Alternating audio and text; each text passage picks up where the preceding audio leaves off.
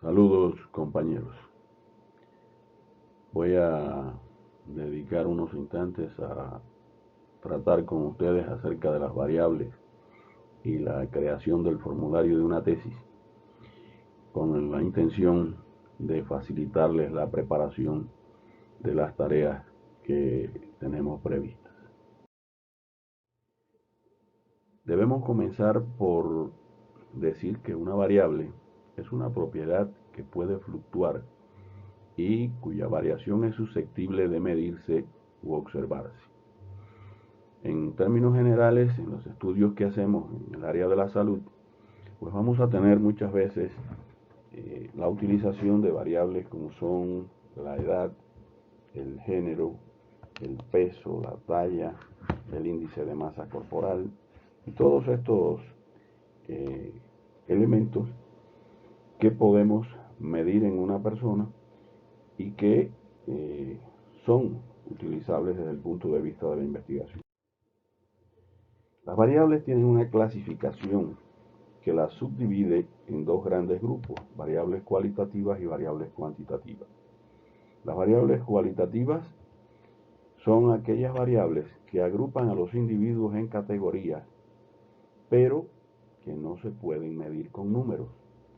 Para ponerles ejemplos, el género, la raza, la escolaridad, el estado civil, el color de los ojos, todo esto pues no tiene la posibilidad de ser numerado.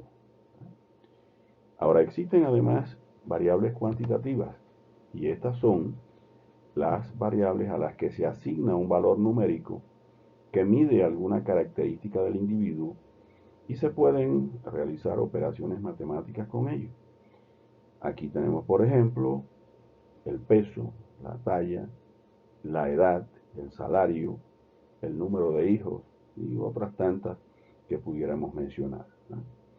Entonces, vamos a ver cómo se pueden encasillar diferentes variables en estos grupos y la subclasificación que tienen.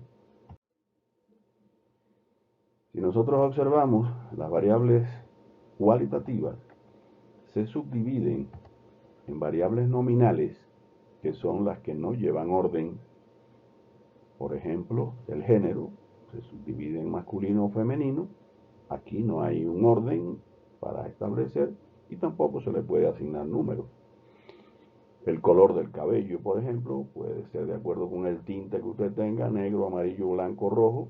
Sin embargo, no puedo darle un número a esto, ni un orden. No ocurre lo mismo con las variables ordinales. Estas sí establecen un orden.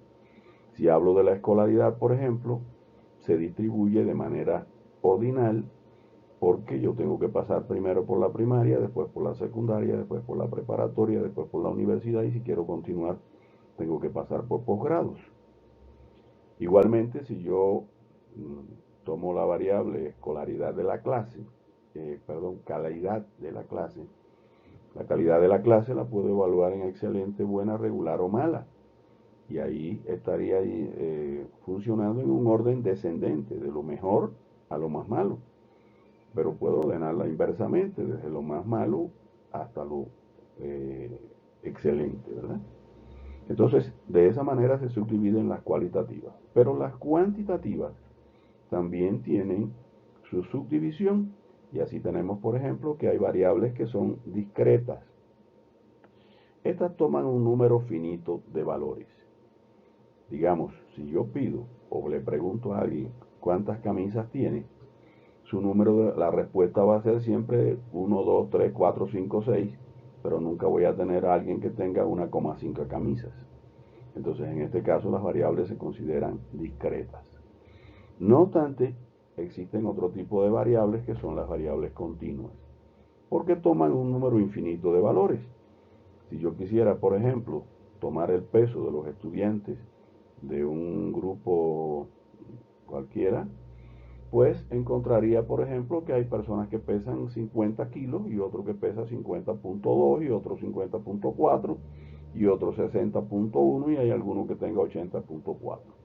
Es decir, que hay una multitud de fracciones intermedias entre un valor y otro que pueden ser ocupadas por este tipo de variables.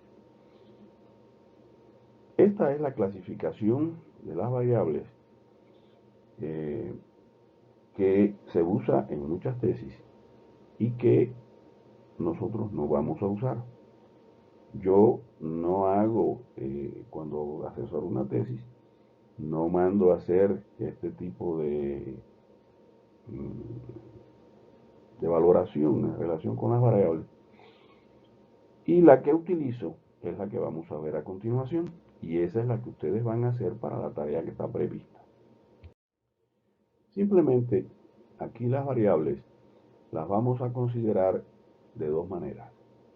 O variable independiente, que es aquella que tiene un valor que no depende del de otra variable, y variables dependientes, que son aquellas que dependen del valor de otra variable. Vamos a explicar esto un poco más detalladamente. Si nosotros hacemos un estudio sobre hipertensión arterial, y escogí la hipertensión arterial porque es una entidad que es conocida prácticamente por todos, y decidimos analizar qué variables vamos a estudiar, podemos pensar en que vamos a analizar el género, la edad, la nutrición, los medicamentos que consume el paciente y lógicamente la presión arterial, que no puede faltarnos porque es un estudio de hipertensión arterial. Entonces vamos a ver qué variables influyen sobre quién.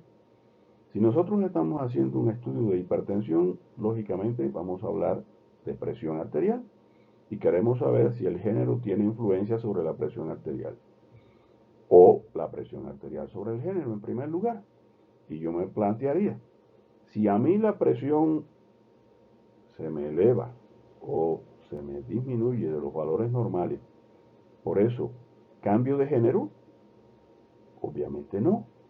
Pero si por el contrario vemos los géneros, puede ser que el género masculino, por ejemplo, tenga mayor tendencia a padecer de presión arterial.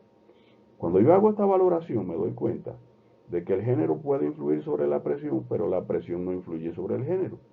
Es decir, que esta variable género es una variable que podemos considerar como una variable independiente. Igualmente, si valoramos la edad, los niños prácticamente no padecen de la presión arterial, muy pocos. Los adultos jóvenes, poco, pero un poquito más.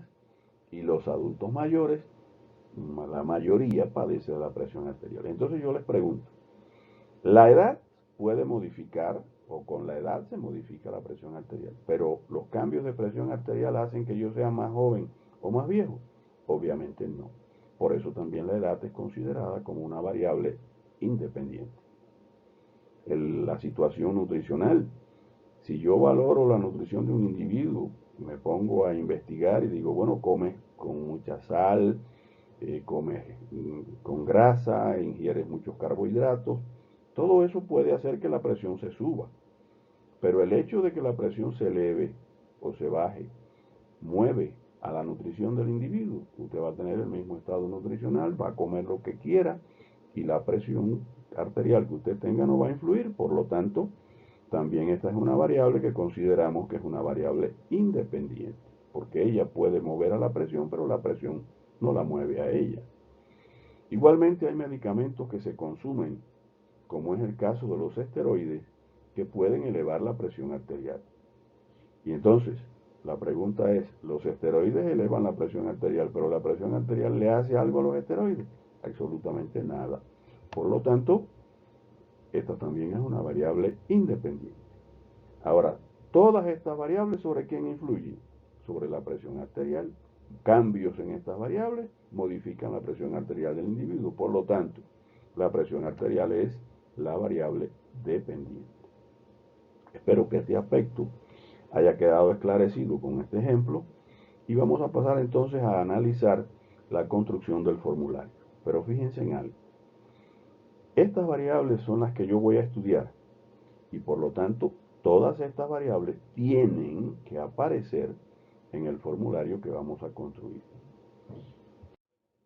Si nosotros empezamos por definir un formulario, tengo dos definiciones puestas aquí. Una dice que un formulario es un documento utilizado para la recolección de datos de manera estructurada, y otra dice que se designa con el término formulario a aquella plantilla que contiene espacios vacíos, los cuales están destinados para ser rellenados por algún individuo con un propósito específico.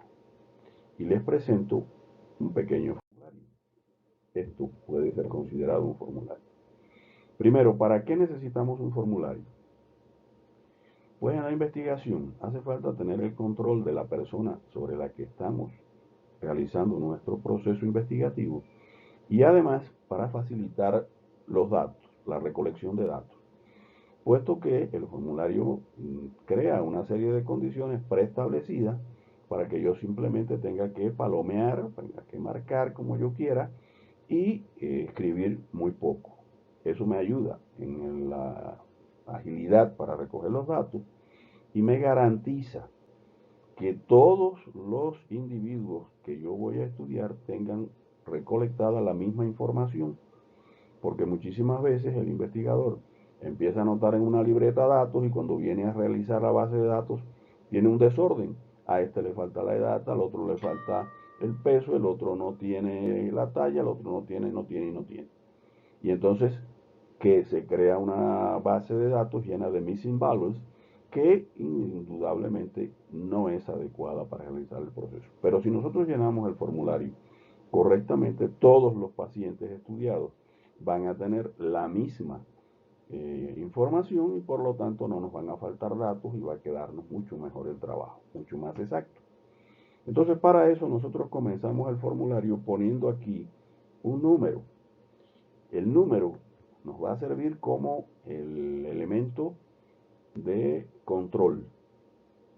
¿Por qué? Porque yo voy a trabajar, por ejemplo, con 40 pacientes y los voy a numerar en la medida en que los vaya atendiendo del 1 al 40. Pero cuando esté haciendo mi trabajo de procesar datos, voy a cargar una base de datos en cualquier procesador, pero puede ser Excel. Y estoy lleno de información y de momento cuando estoy revisando los datos y empiezo el proceso me doy cuenta, por ejemplo, que hay una estatura que es de 450 centímetros y digo, eso no es posible. Vamos a ver qué estatura realmente tiene este individuo, pero el caso está marcado ya con un número en el formulario. Busco la hojita número 25 y esa es la manera en que rectifico que efectivamente me había equivocado al poner el dedo en Excel y que ese número estaba mal. Por eso el número es importante. Después debo poner datos como el nombre, que casi siempre es posible ponerlo. Hay investigaciones en las que no se puede, por confidencialidad, como es el caso de los pacientes que tienen SIDA. Pero bueno, generalmente se pone el nombre, se pone la historia clínica, la dirección, el teléfono, elementos que nos permitan localizar. Porque, por ejemplo, en los trabajos de campo que ustedes hacen y van a probar un programa de ejercicio, digamos, comienzan y hacen una medición inicial, aplican su programa de ejercicio durante 2 o 3 meses y después vuelven a reevaluar a esos individuos para ver qué situación, si se modificó o no las variables que están midiendo. Pero resulta que muchísimas veces alguien no asiste, no viene y nosotros tenemos que localizarlo para volver a ponernos para poder terminar nuestro trabajo. Y entonces si disponemos de estos datos, pues es mucho más fácil ponernos en contacto con él. Bueno, una vez que tenemos los datos generales, vamos a incluir aquí las variables que ya manejamos en el otro lado. Y conforme vimos allí, vamos a poner el género, ya le ponemos masculino y femenino para que nada más sea marcar con una palomita ahí el que le corresponda. La edad, para solamente poner el número de años que tiene la persona. Por ejemplo, si voy a ver la procedencia, pues digo rural o urbana y lo dejo listo para marcar. Y así todas las que están allá tienen que estar acá. Tengo que incluir la presión arterial se divide en sistólica y diastólica, es decir, máxima y mínima, y lo dejo listo para que se anoten el número de milímetros de mercurio en que se mide. Y por ejemplo, allí habíamos dicho nutrición, pues yo voy a clasificar la nutrición en buena, regular o mala. Y el per cápita, para conocer si el nivel socioeconómico del individuo, el poder adquisitivo, influye en esto, pues le pongo alto, medio o bajo. Pero entonces quiero hacer una pequeña digresión aquí para valorar un detalle que es muy frecuente que se utilice erróneamente en la preparación del formulario. Y es la confusión con los cuestionarios. Un cuestionario es esto, por ejemplo. Yo tengo un grupo de preguntas. Yo quiero saber cómo es la nutrición de un individuo y yo le empiezo a preguntar cuántas comidas haces al día, en esas comidas cuántas veces están presentes las verduras, comes comida chatarra, agregas mucha sal a tus comidas, comes muchos alimentos fritos. Y una vez que yo haya hecho toda esta interrogación, pues puedo hacerme o crearme una valoración de si la nutrición de este individuo es buena, es regular o es mala. Y entonces lo que llevo al formulario es la evaluación que yo hice a través del cuestionario, no el cuestionario. O sea, en el formulario no va a aparecer pregunta. Lo que va a aparecer es la valoración que yo conseguí de la nutrición, por ejemplo, con las preguntas que tengo ahí en pantalla. Igual puedo hacer con el per cápita. Si yo quiero valorar el per cápita de un individuo, pues le tengo que preguntar algunas cosas. Por ejemplo, ¿cuántas personas forman su núcleo familiar? ¿Cuántos trabajan? ¿Cuánto gana cada uno? Y una vez que sepa todo esto, yo voy a dividir o voy a sumar los salarios de los que trabajan, lo voy a dividir entre las personas del núcleo familiar y me va a dar un per cápita. Y existen indicadores económicos que me dicen cuándo un per cápita es alto, cuándo es medio y cuándo es bajo. Y esa traducción es la que yo voy a poner acá. Si después de responder a todas estas preguntas encontré que el individuo gana menos o recibe menos de 1.000 pesos, digo, bueno, tiene un per cápita bajo.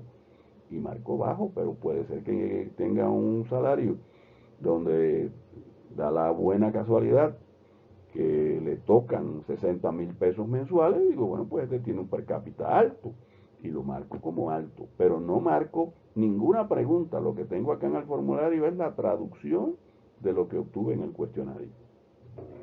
Espero que esto haya esclarecido lo que vamos a trabajar y que nos sirva a todos como una guía para poder realizar el trabajo con mayor calidad. Les deseo que tengan éxitos en su actividad y nos despedimos hasta la próxima oportunidad.